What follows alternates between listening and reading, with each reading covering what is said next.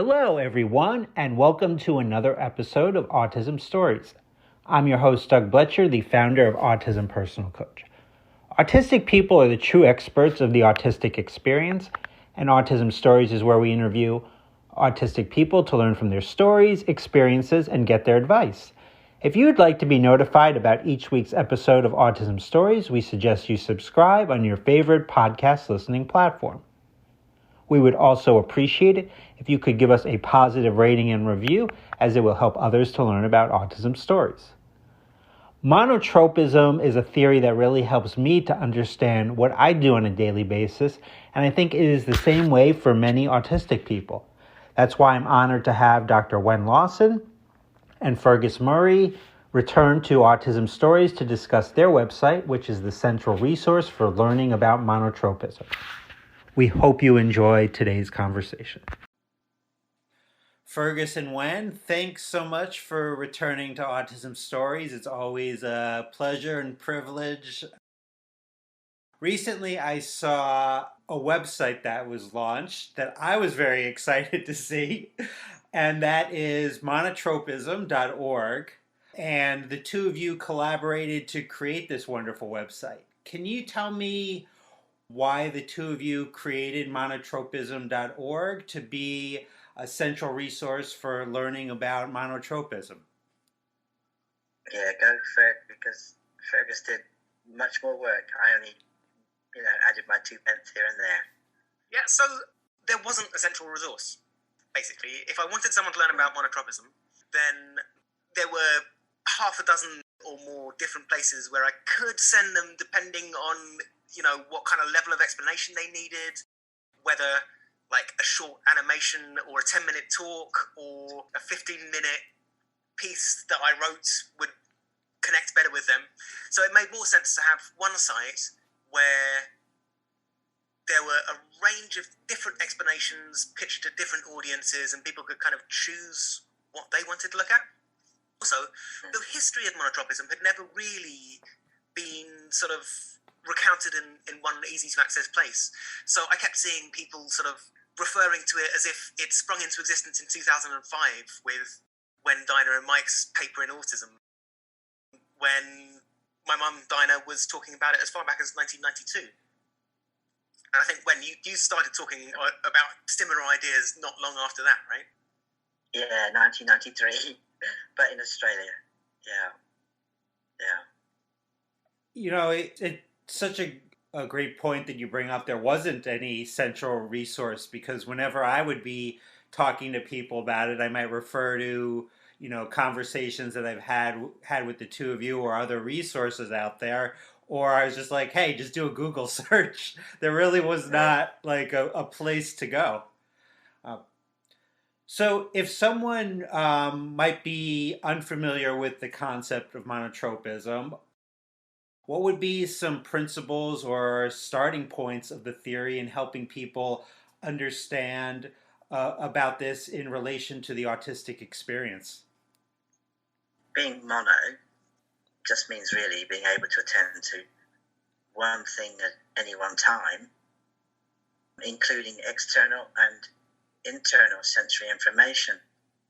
It's like a cognitive style, really, that I believe is the default setting for most autistic people. I think the core principles of monotropism, or single-focused attention, means that ability to deeply focus upon something to the exclusion of other things, which I know can be upsetting for some people.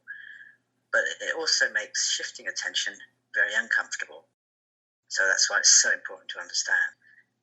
If, however, another person, a parent, teacher, partner, were to join our attention by request, obviously not just barge in, I think it's more likely we will be able to move from one thing to the next.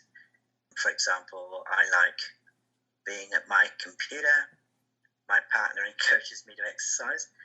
I can ride my static bike in my bedroom, and the computer on my exercise bike can record speed, time cycled, that kind of thing. So I'm moving from one computer to another, getting exercise too. It's like I'm staying within the area of my interest, if you like. So I'm broadening my attention without really shifting away from one thing to another. But I'm sure Ferg will add more things. Yeah, so I guess one thing leading on straight from that is the broadening of attention. We sometimes talk about only being able to attend to one thing at once, and it's probably more accurate to say we attend to a smaller number of things than other people. Monotropism is, in a way, a slightly misleading term because it does imply that there's only one thing. But also, the more you kind of have something mastered, the bigger any one thing is in your head. I feel like that's maybe not very clearly explained, but it's like once you fully understand something, you can kind of pull it all into being one concept in your head, right? Psychologists talk about chunking. The more we kind of really have a handle on things, the more things we can handle at a time. The other thing I would add is that having this different attentional style leads very directly to different communication styles. I think that's a really key thing to understand, that a lot of the miscommunication that autistic people suffer from, going in both directions, comes from a different expectation of how communication is going to work. Monotropic people are generally better at focusing on just one or two channels at a time, whereas neurotypical communication, polytropic communication, assumes that alongside the words, people are going to be taking in the tone and the body language and the social relations and a bunch of other things. It's just this expectation of many layered communication going on at all times, which means that there are a lot of misunderstandings where someone thinks that something is obvious or has been hinted at strongly, and the autistic person is like, you never mentioned that. An autistic person is very direct and says exactly what we mean, and other people assume that we're hinting at something else entirely. So that's a big part of it. Yes, we could talk about sensory issues as well, right? So part of it absolutely. is only being able to attend sensorily to a small number of things, so we tend to work better when we're only using probably one or two of our senses at any given time, depending on how linked up things we are focusing on are. That sort of accounts for quite a lot of autistic differences as well. Just that sensory tendency to focus on only where our attention is pointed. But also, that kind of works both ways because we have fewer filters running than other people as well. So, because we don't have as many processes running, or that's the way that I think of it, as many sort of set processes, filtering is active. It's an active process. So if all of your attention is absorbed in one thing, then you don't have as much attention left over for filtering, which can mean that autistic people can be very distractible. When we're not in full hyperfocus mode, we're likely to have our attention pulled away uncomfortably on a regular basis, especially when we're with people who don't understand how much of a wrench that can be. I think there's also another sensory thing. I don't know what your thoughts are about this, but autistic people tend to experience things quite intensely, right? And I think that's, our attention being pulled in towards the senses that we're using. And I think that over time, that kind of builds sensitivity. The more that we use a given sense, the more sensitive it tends to become. And I think that this is part of why a lot of autistic adults have real difficulty with loud noises and things. I found that seems to have got worse as I have got older. Like my working theory, and more research is required, is that we build those neural pathways associated with those senses, and that can be good, but it also can lend itself to sensory overload. So also that I think as children we're subjected to a lot more things like school, buses, being around lots of other noisy young people. But as adults we choose to not be amongst those things if possible. So again, when we're subject to them, I think that our senses tend to be it's more painful. It's almost like you're overwhelmed as a child and you might put your hands over your ears or you might put ear defenders on and stuff. But when you become a grown-up, you might not bother so much with those things. I mean, some people will, but then that sudden exposure to noise is pretty overwhelming. The other thing about that sensitivity, I think, like you were right earlier about going both ways. So I'm absolutely passionate about birds, and if we're in the middle of a conversation, if I'm presenting somewhere, I'm walking on the road, my head's in other thoughts. A bird, that the sound of the song, the call will pierce everything and overtake. And I'll stop and I'll just say, oh, did you hear that? That's whatever. You know, today I got very excited because we saw a pair of peregrine falcons in our town. Very exciting. We won't go there, get caught up. But so it works both ways. And being monotropic, capturing all of our attention, absolutely means there's no room or attention for other things. And at that internal sense, our interoception sense, means we might not notice that we're hungry, or we might not notice we need the loo, might not notice our mood's changing. So regulating emotions, regulating mood can be quite a difficult thing. And it's a lot easier when we're not overwhelmed and we've got a bit of space to connect to those things, especially as you get older. But I think as a younger person, that really is a difficult thing. Now, one of the things that I love about your website, monotropism.org, is sharing the history about how monotropism was developed, because I thought I knew, but I didn't really know the history, so it was great to learn about it. And it sounds like one of those important moments, I guess, in the history was the result of you, When, meeting with Dinah Murray, Fergus's mom, and two autistic pioneers for sure meeting for the first time in 1998. I wish I was there in that moment. Certainly. When can you talk about that meeting, especially in terms of monotropism, and when you can connect with others that have those same kind of focused or intense interests as you do? Yes, I can. As we mentioned earlier, from 1993, I've been working on building an understanding of autism that seemed vastly, vastly different from what I read in textbooks. All the textbooks, mainly the DSM, the Diagnostic and Statistical Manual, because there wasn't a lot written on autism in general, except the really awful stuff. But they talked about deficits, disorder, as well as difficulty. Whereas what I noticed, both in myself, in my son, and in other autistic young people I was meeting, was this tendency for deep focus, being very literal, black and white, perhaps missing some of that grey or read between the lines stuff, yes, but it also meant being honest, trustworthy, without guile, dependable, authentic.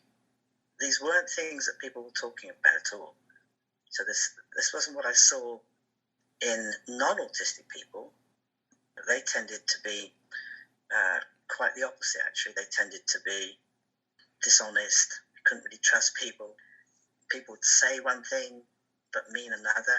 And my literalness, I got tripped up a lot by believing people, only to realise that other people read not just the words, but as Fergus said earlier, they read their body language and got to understand the difference between sarcasm and teasing and being put down and stuff, whereas I just believed them.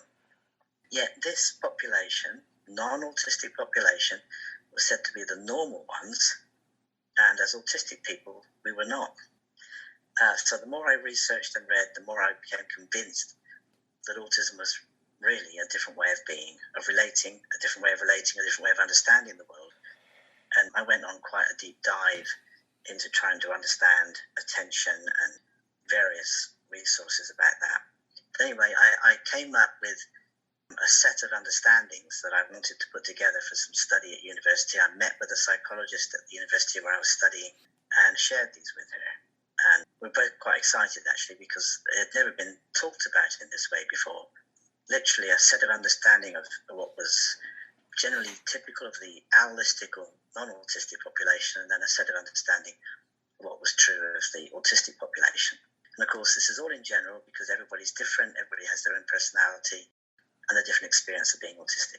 Anyway, in 1998, I was teaching from this understanding at a conference in Essex, and Dinah was at that conference. She wasn't speaking, but she was in the audience, and she was very much a friend of Rosemary, the lady that had put this conference on. She came up to me afterwards and she gave me a poem that she'd written, because I use a lot of poetry in my presentations. I felt right chuffed, actually. But she also echoed that my work mirrored her own. She gave me her contact details, and we stayed in touch, and we were getting together much more often and relating from across borders, overseas. Pretty much every time I came back to the UK, I'd stay at Dinah's place. I think the first time I met Fergus, I think he was only about 13. But I haven't done my maths, but that's what I remember. So we debated, we discussed, we talked non-stop. It was our absolute passion. And we pushed further and further into an understanding of what this might mean. So that pushed out the borders to see how monotropism impacted on everyday life. And when I met other autistic people, saw in their lives what interest meant to them, because what we began to understand was a very definite interest system of mind that was quite different in how our minds and interest operate as autistic people compared to non-autistic people. The only time that Dinah and I had any disagreement, which changed over time, was I really believed that this impacted the sensory world, and Dinah didn't at one time really think that way, but that changed over time. And as I said, we debated, we tossed things around, and didn't always agree, but we always agreed on the central tenet of what autism was about. So anytime I met people, still today, who have similar interests to me, it enabled connections in ways that just didn't happen otherwise. We didn't do small talk. What's the point of that? Dive straight into stuff that is connecting and understanding to me. And it brings out, for other autistic people, when we're together, it brings out a whole world of depth and connection that I think typical people might miss out on, actually. So engaging with us around our interests takes anyone who wants to join us into that place of really quite deep connection. So, Dinah, I miss. I still feel like she's not really very far away, though. So I'm probably going off question, Doug, because you have to draw me back. But it was very, very, very, very connecting, very special. And that's the way it stayed for our entire friendship. Something that I've been thinking quite a lot about the last couple months, and I would love to hear both of your perspectives about this, is that I've realized that my entire day seems to be transitioning from one focused interest to the next. And I started thinking about that, and I started thinking, well, what if I didn't do that? And I think there'd be a lot of anxiousness and emptiness for me. So I'm wondering, do you think that's a common experience? Obviously, all autistic people are different, but we definitely have some things in common. Is that a common experience? And how do you see that being a factor in kind of the quality of life for us? You go, Ferg. I'll add on if that's okay. Yeah. So I think we should talk about flow states here. Flow states are something which anyone can enter into. People talk about being in the zone. It's that idea where you're fully absorbed in something. And I think autistic people need that even more than everyone else, but it's central to people's well-being in general. Like, people who can't access flow states are likely to be much less able to relax and recharge. So, for a lot of people, engaging in their hobbies makes them feel better, right? And a lot of the characteristics of monotropism, the tendency to get lost in whatever your focus is on, are really characteristics of flow states. So I kind of think that there's something in there that autistic people, monotropic people, are prone to entering flow states and prone to feeling particularly antsy if we can't. There's been quite a lot of work on the value for autistic well-being of being able to access our so-called special interests, right? Our intense or focused interests. Taking in school environments, mental health. It's about the way that we think about ourselves as well.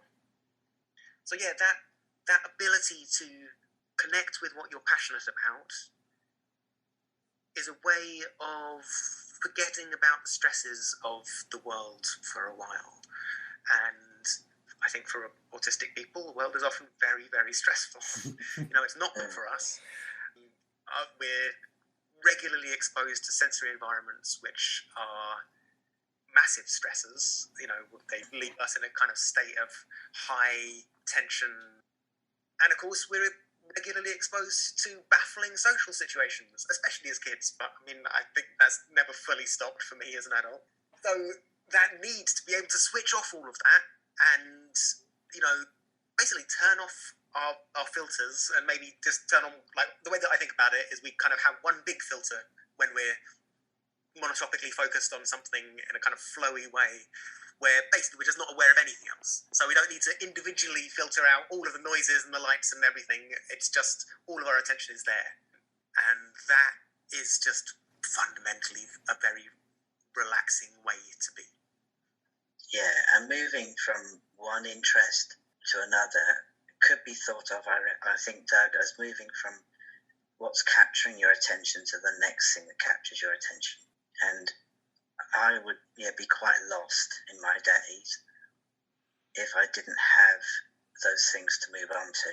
Because I'm an ADHD person as well as autistic, and that they commonly go together, I think probably more commonly than people realise, then sometimes I'm absolutely focused on something, but something will capture my attention and pull me away. As I get up to continue with one interest that I'm working on, I spot something on the way, and that calls me over and enters my consciousness.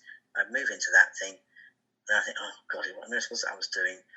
I've got to get back to that. But sometimes it means I have to almost go right back to the beginning of the other thing and read and focus and capture where I was at that time. I don't hold it very well, which impacts on executive functioning and organising things. And so my office is not tidy.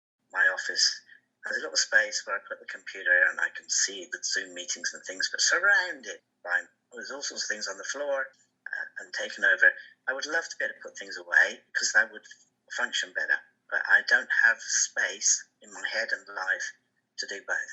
So I move from one interest to another. I flow in from one state to another, but at times I get quite stuck and I can't move, and it's what we call it's inertia. It's a sort of an inner place to be, which is quite uncomfortable. I'm dependent on my smartwatch or my phone or other things that I've often programmed to remind me perhaps it's time to eat, or I should drink some water or something like that. So I won't think of those things quite often. So I need an outside force to come into my life to help me get back on track. And it's a constant thing as an autistic person who's also ADHD, moving from one to another. And I need structure, absolutely, but at the same time, not real good when people impose things, or you've got to have lunch at 12, or you've got to do this at that time, or I don't do those things real well. And that's my personality, my ADHD or whatever, being slightly demand avoidant, all that stuff.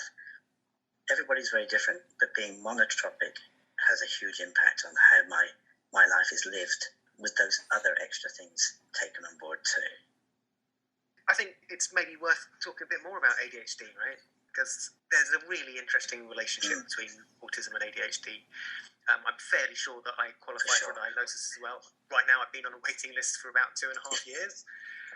But I don't really see it as a completely separate thing. I think, like, ADHD tendencies are something which very often happens to people with monotropic brains. Yeah. Because a lot of it is about attention, obviously. They call it attention deficit hyperactivity disorder. It's obviously not about an attention deficit. It's not really about hyperactivity, and it's not really a disorder, but whatever. I think people sometimes call it kinetic cognitive style, which I think has some appeal. But yeah, being monotropic, I tend to lose track of things which have dropped out of my attention. And my attention is liable to be captured by things, by external factors. Yep. Patrick Dwyer has written a really good piece on this, revisiting monotropism. I think he sort of downplays how much this was already there in Your and Dinah's work, but he expresses very clearly how the same tendencies which lead to autistic thinking make sense when you're thinking about ADHD. And I think a lot of ADHD is about like not being able to fully access flow states, so you're liable to keep on jumping from one thing to another. But there's a lot more work to be done on this. Yeah. I tend to see it too as a sort of circular monotropism. But anyway, yes, there's a lot of work to be done, and we're doing our best, eh? Yeah. We're getting there. Well, we're going to talk about the work that still needs to be done in a little bit. But, something that I think that I think a lot about is kind of the environment that we grow up in and the impact that it does have on our lives or doesn't. So, Fergus, what would you say has been the impact for you in getting to, you've really been able to get experiences firsthand with your mom and when in developing the theory of monotropism over the last couple of decades. How has that impacted your life? Yeah, so I think that there are quite a few layers to this.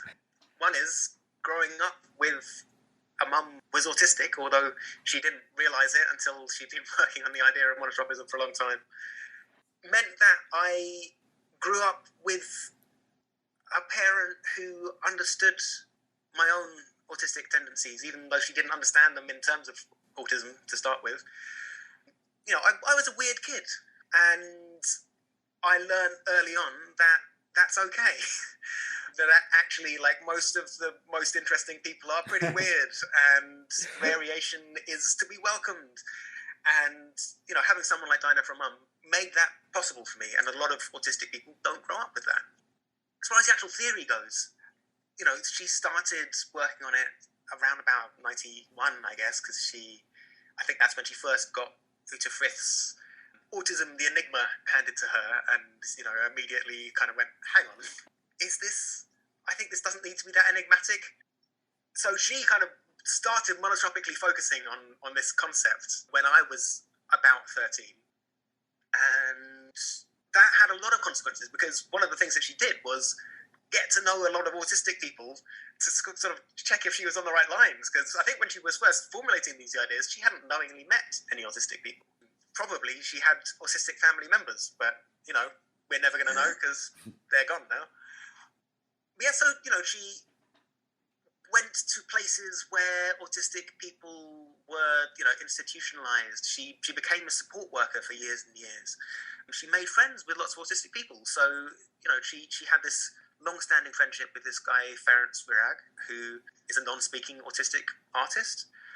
She befriended Damien Milton and Larry Arnold and Wenn, obviously. So from my teens on, I got to know a lot of autistic people, a lot of knowingly and openly autistic people.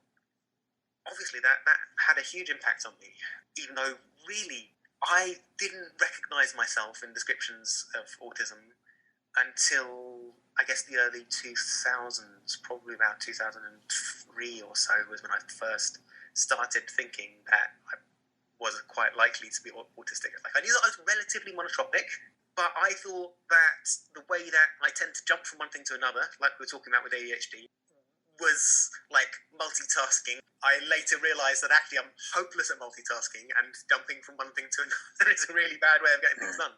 Yeah, so I got to see these ideas being developed, and Dinah would spend a lot of time talking with friends, most of them autistic, not all of them knowingly, about these ideas. So her friend Mike Lesser, who was co-author of the 2005 autism paper with Wenn, was fairly obviously autistic, I think it's fair to say, although as far as I know, he never actually got an assessment. And, terribly smart and interesting guy, terribly frustrating at times. But again, like a real kind of major intellectual influence on me growing up. Because of my mum's position in the autistic community and, her thoughts about autism research, quite a lot of the formative influences from my teens on were autistic people. Did you know autism was catching, Ferg? Oh dear. Yeah.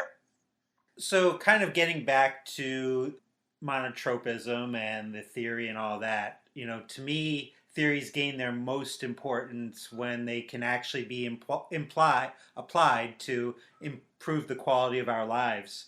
So I'm wondering, how can we as autistics use the theory of monotropism to enhance our daily lives, whether we have definite passions or not? Absolutely. All too often, especially for children, I think, autism has meant having available attention for one thing at any one time.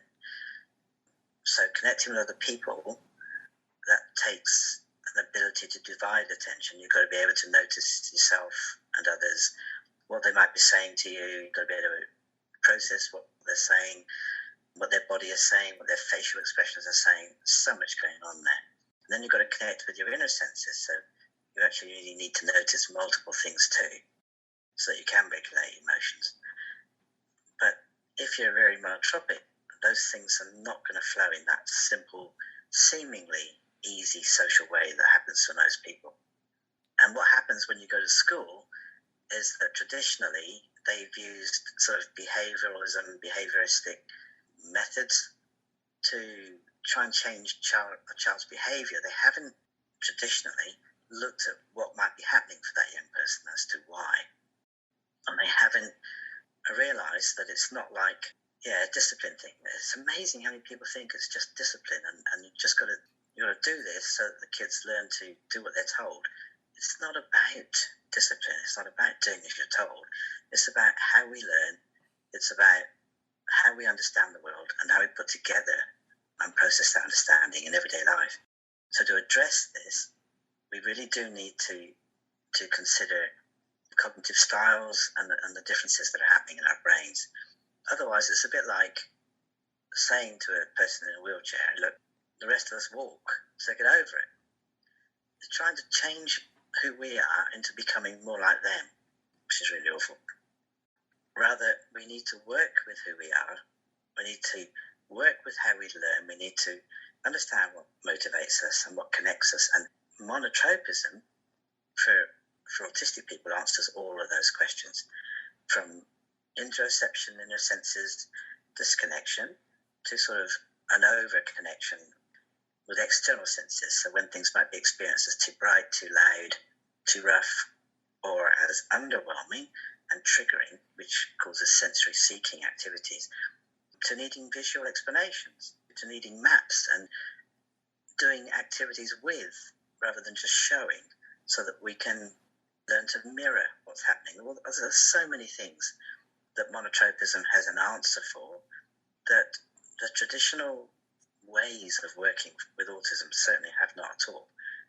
All they've done is increase trauma, to be honest. So working with our attention, with our interest, rather than taking it away, and that's something that's so awful. Sometimes at a school I've seen a teacher say, you do your maths first, then you can have your iPad.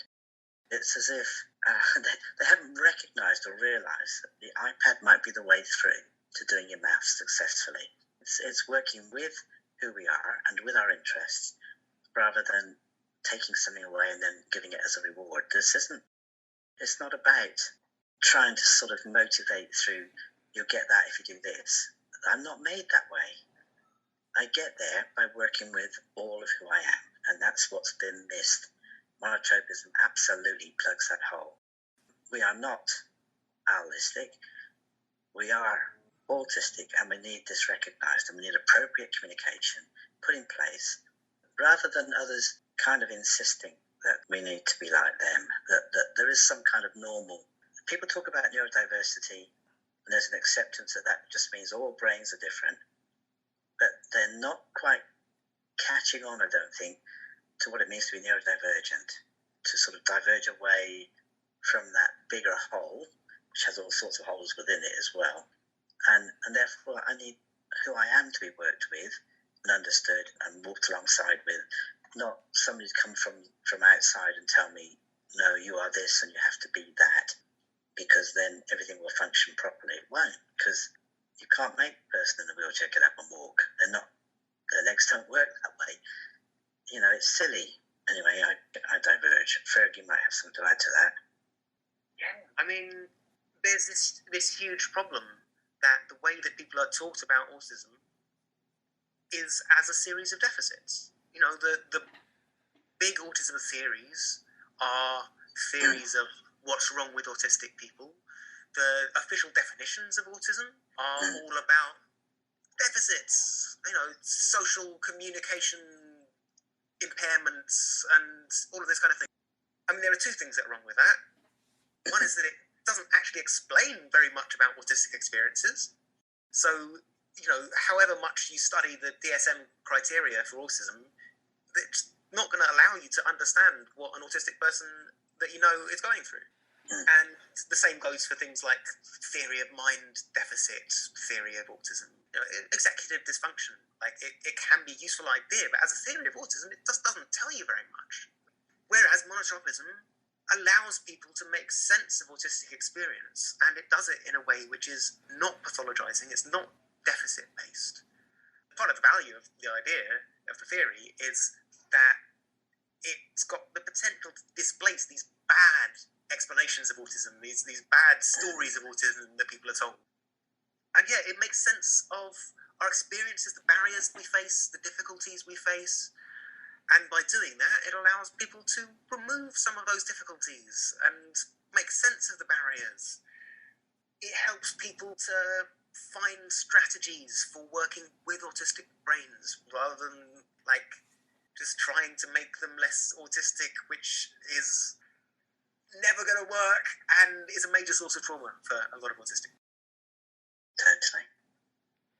Something that kind of the both of you touched on just now, I think I wanted to discuss, and I think it's related to intentions of autistic people. I think to your point, when that people don't understand about the neurodivergent experience, and also with a lot of this, you know, the things like disorders and things like that, that type of language makes, I think, holistic people think that we have intentions that don't exist.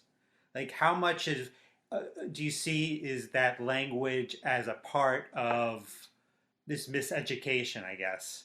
Essentially, when are we going to get to the point where non-autistic people are going to realize that there are not any, like, hidden intentions that are not being expressed? Yeah, no, totally. There's still that kind of myth around that we can somehow unlock the autistic person and get the non-autistic person out, you know, get the normal out of them. And it's really distressing. I mean, the messages that autistic children are being given all the time are, as Fergus said, so traumatic. Trying to make round pegs fit square holes all the time, and we're not made that shape. We don't fit. And the more hammering you push down on us, the more misshaped we become. It's awful. And I've worked with adults a lot that have been in so much trauma from the way that they've grown up. All the words they've heard, and people speak in front of us and talk about in front of the kids, you know, just, you know, yeah, he's not good at this and he can't do that, or she's hopeless at such and such. And that happens to ordinary kids, if there is such a thing as an ordinary kid. But it's awful for autistic children when there is never any recourse to be any other than who they are. So working with who you are, starting from that spot, is the only place to go. And hopefully with valuing and respect and mutual understanding as you get to know us, which people will take the time to know us. And there are lots of autistic people who don't talk. It doesn't mean they don't have thoughts, doesn't mean they don't have dreams. They absolutely do. It's just they may not be conveyed through language. You know, I think talk is cheap, really. Anybody can do that. But being able to communicate, you've got to use a light rider or an iPad, some other assistive type technology. That takes courage and patience, because it's huge. It's an incredible thing to be able to do. And if you happen to have a kind of sort of spasticity in your body or other issues which are comorbid, as in go together with being autistic, and you can't quite control some of your movements, or you've got to lie down a lot, or I have friends that this is happening for them, so they need a supportive person, a hand on their shoulder, or wear a hat, or whatever it is, to help them be able to focus so that they can type out a message. But who are we to say that there's only one way to be? It's ridiculous. I mean, the world is full of variety. I had a fish tank of tropical fish. The fish tank got broken. The water all spilled out into the carpets. It was a big mess. But we had swordfish. And we had a male swordfish. Lots of fish died, and we rescued a few. Put this one male swordfish into a tank. And people who know anything about tropical fish will probably know what I'm going to say. But that swordfish became a female on its own and gave birth. It had babies, and it was amazing. I thought it was amazing. We're always adapting. People adapt all the time, but we need the right circumstances, the right accommodations, the right environment. And with lots of autistic people suffering from all sorts of sensory things, etc., it's very difficult to live in the world where you can't be who you are. I'm going on a bit. Sorry, Doug. I'm not really sorry. Thank you for the opportunity. Don't be sorry at all. When.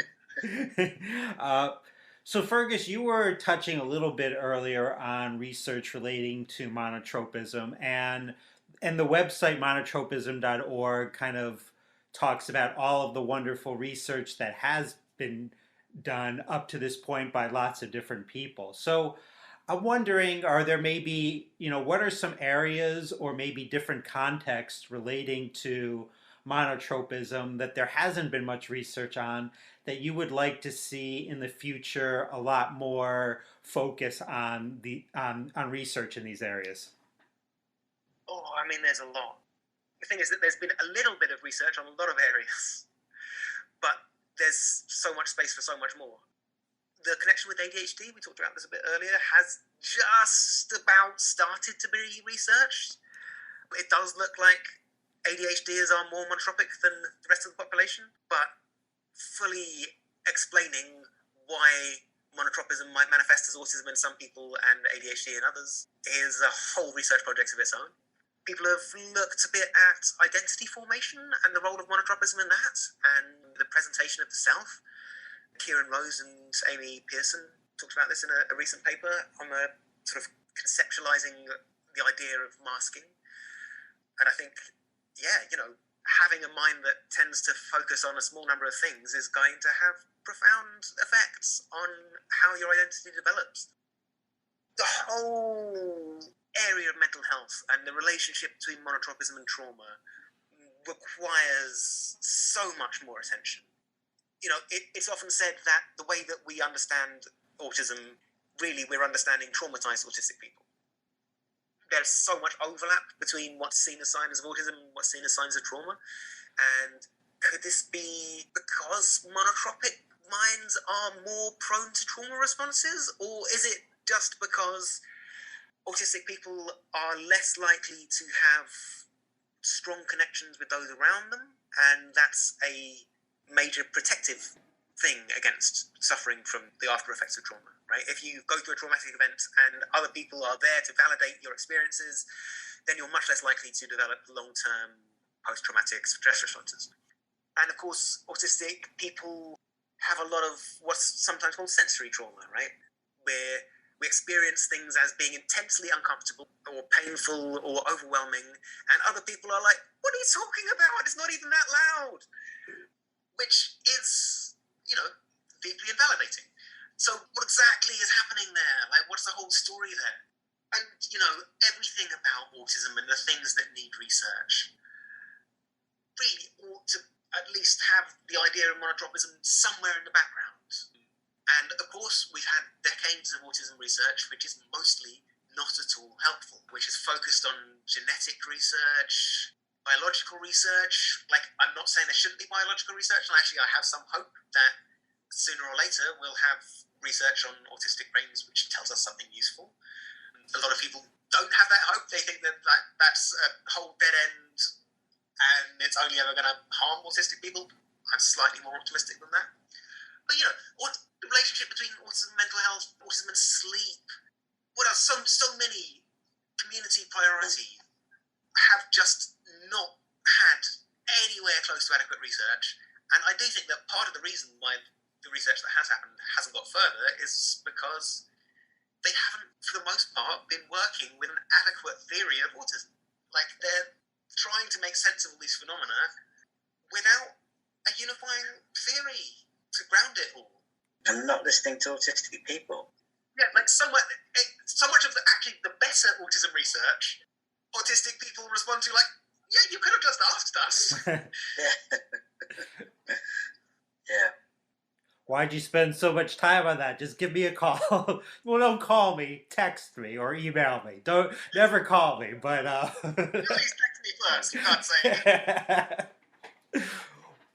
Well, it's been an absolute privilege to have the two of you join me today. Thanks so much. I greatly encourage people to visit monotropism.org. And I know people have different beliefs on life and things like that, but I completely agree with you, Wenn, that Dinah, it was not too far away today and made this conversation possible. So thank you to the three of you today. Thank you, that's lovely.